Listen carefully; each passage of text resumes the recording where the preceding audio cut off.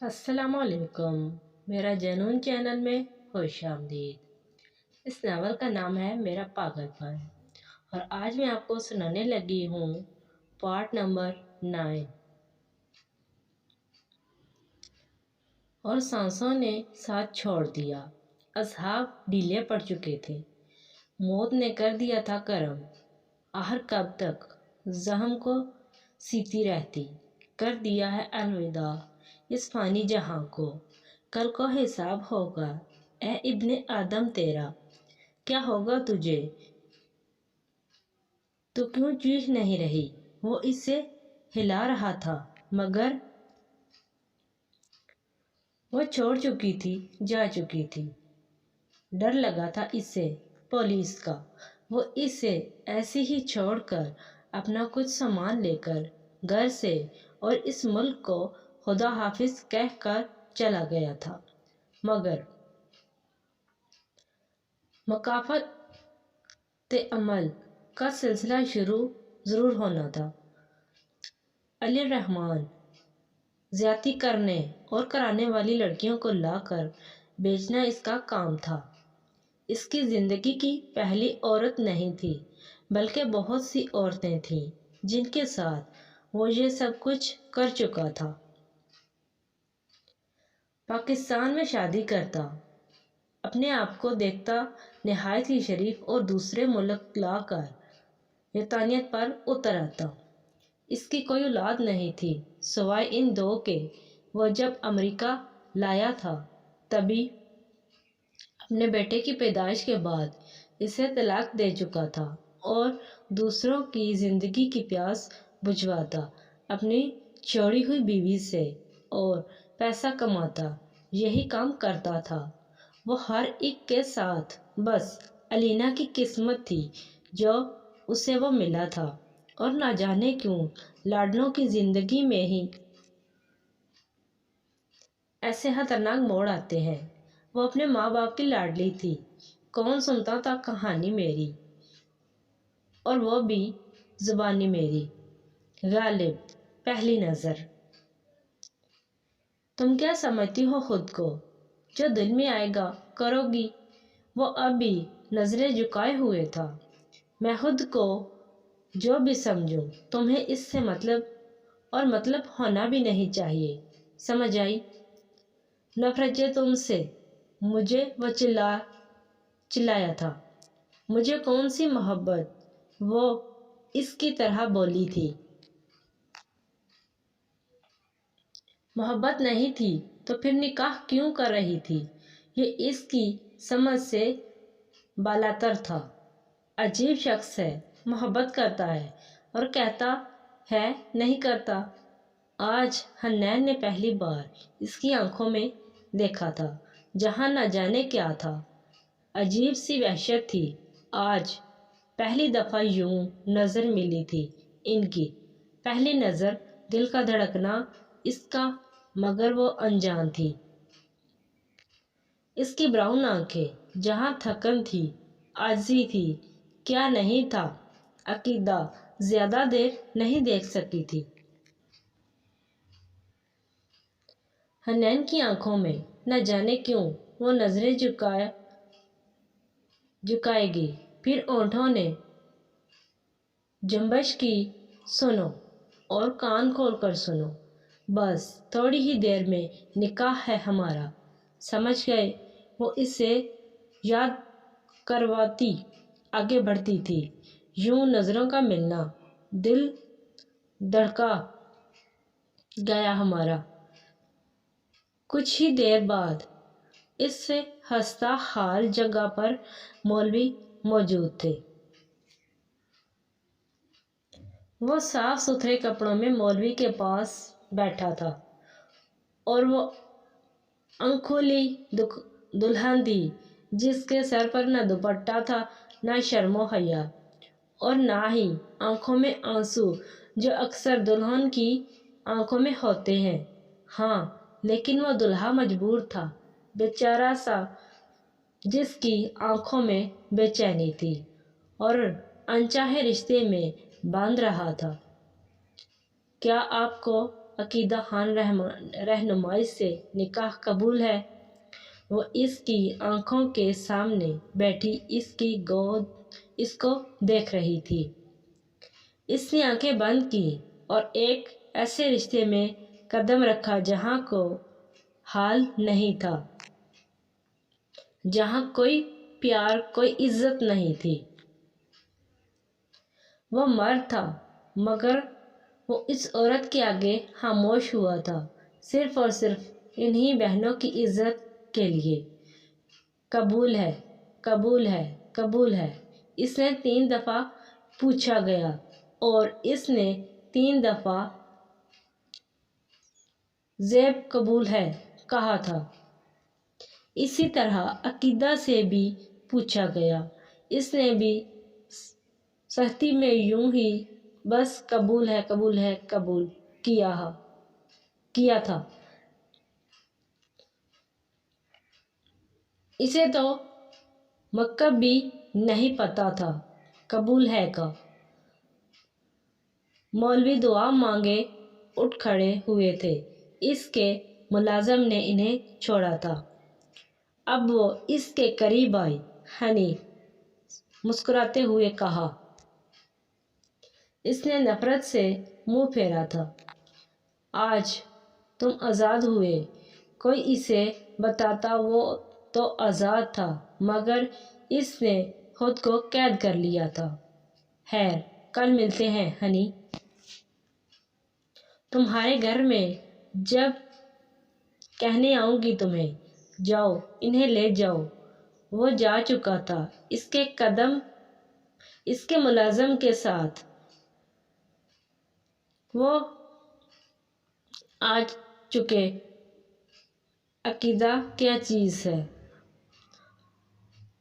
اور تمہارے ساتھ کیا کیا کر سکتی ہے، تمہارا سکون کیسے غارت کرے گی۔ یہاں تک تمہاری امیدیں بھی وہ خود سے کہتی اسی جگہ سے نکل چکی تھی۔ گاڑی میں بیٹھ کر اس نے تیزی سے گاڑی چلائی تھی۔ اب سب سے مشکل کام ولی کو بتانا تھا۔ پہلا قتل، حصہ دوم۔ وقت گزرتا گیا اور ولی دونوں ہی اپنے اسکول میں بڈھی کے نام سے مشہور ہو گئے۔ دونوں کی دوستی بے مثال ہو چکی تھی۔ صرف 6 مہینوں میں وہ دونوں ہی پاگل ایک ساتھ، دونوں ہی ہر کسی کو تنگ کرتے ہوئے پائے جاتے تھے۔ یہ ان کا فیوڈ مشغلہ تھا۔ ولی ہاں، ایک نیا اسٹوڈنٹ آیا ہے، نہیں کرو یار۔ ہم اسکول سے بیٹھے اتنی دیر میں خبر ملی، بچوں صرف آدھا گھنٹہ لیٹ ہوئی ہے۔ خبر تم جانتے ہو نا آدھے گھنٹے میں کیا ہو سکتا ہے؟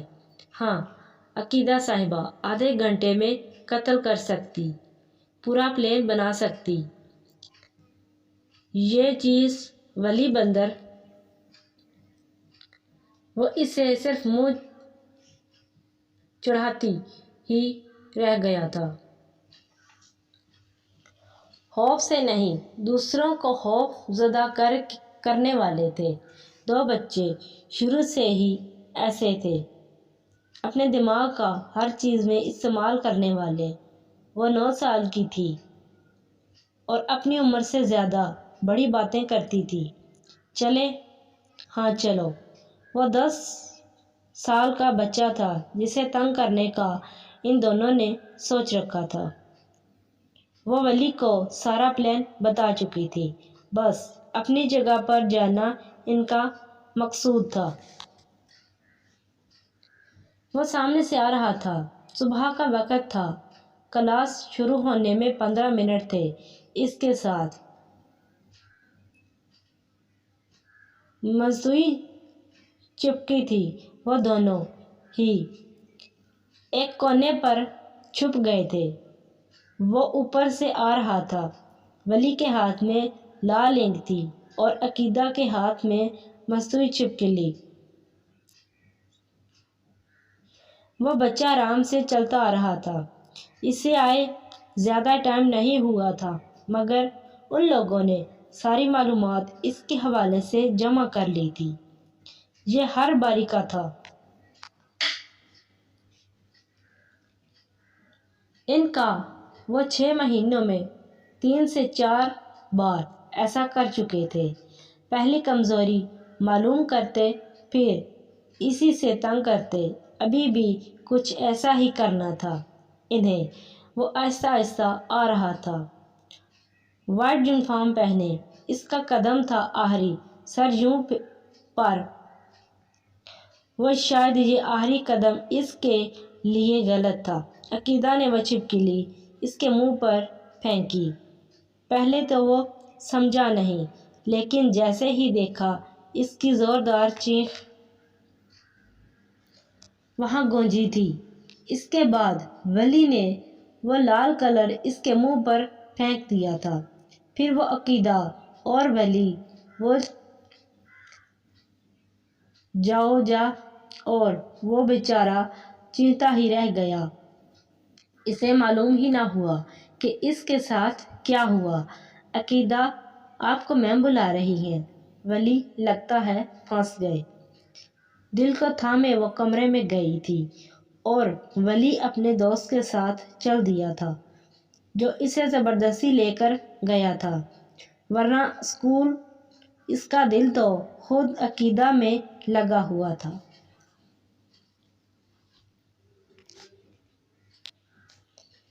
یس، وہ کیا کہتے اندر داخل ہوئی تھی۔ ہمیں آپ کو بتانا ہے کہ بیٹا آپ کی ماما نہیں رہی۔ ان کی کافی ٹائم پہلے ہی ڈیتھ ہو گئی ہے، لیکن آج آپ کے گھر سے بوڈی ملی تو معلوم ہوا وہ بم تھا۔ کیا وہ سمجھے سے قاصر تھے؟ بے یقینی سے وہ سب کو دیکھ رہی تھی، ایسے سمجھ نہیں آیا تھا۔ میم نے اٹھ کر اسے گلے سے لگایا۔ آنسو بہا رہے تھے، وہ نہ جانے کیوں نہیں آ رہے تھے۔ وہ 9 سال کی تھی، اس کے بعد وہ نہیں روئی تھی۔ شاید حادثات نے اسے بہت مضبوط بنا دیا تھا۔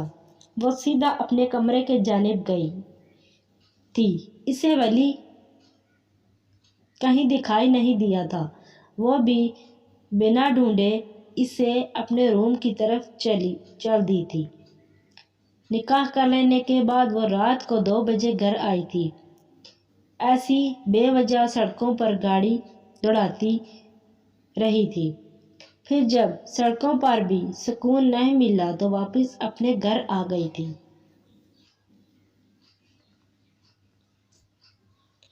سکون صرف ایک جگہ ہے، رب کے ذکر میں۔